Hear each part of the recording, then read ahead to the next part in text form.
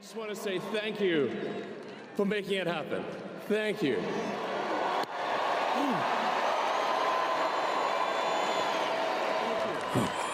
My heart goes out to you.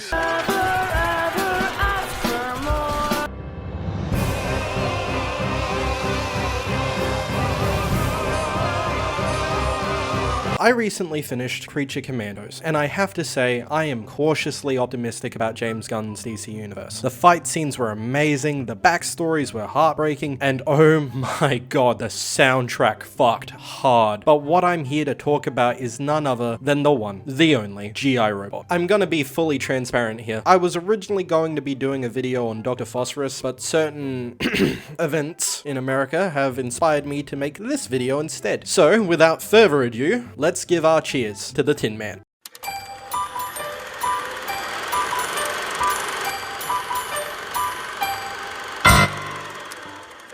My first time seeing G.I. Robot was actually way back in Batman Brave and the Bold, where he appeared in one of the show's many cold opens, fighting Yahtzees. This version is a lot different from the one we get from James Gunn, but I thought it would still be good to mention it. The G.I. Robot we get is more slim and looks more realistic in a lot of ways, but his most notable feature is that he is somewhat sentient. He actually has thoughts and feelings, both of which may be centered around game-ending Yahtzees, but they are there nonetheless, and we actually get to see this in his capacity to make friends like his old World War II buddies or Nina. In the third episode, Cheers to the Tin Man, we actually get to see his backstory, and it gets confirmed by William Magnus, creator of the Metal Men, that he is essentially the first instance of sentient AI to ever exist within DC's universe. And naturally, after he was done being studied and examined, he was turned off and sold from person to person for years and years like some sort of household ornament. Until, eventually, he got bought by a military fanboy who cleaned him up, gave him a home, and some much needed company. It really was all going quite well until the guy brought the Nazi-killing robot to a Nazi convention, where G.I. Robot did what any patriotic murderbot would do. He took them out, and he took them out hard. By the time the authorities had arrived, they had all been wiped out, and G.I. Robot was held in court, and tried on the same grounds as a human man, where he was sent to spend the rest of his life in jail. That is until the forming of the Creature Commandos. Which brings us to here and now, where he's blowing Redditors apart to the backing of coin-operated boy, and giving us the moment that made Cersei easily my most hated villain of the year.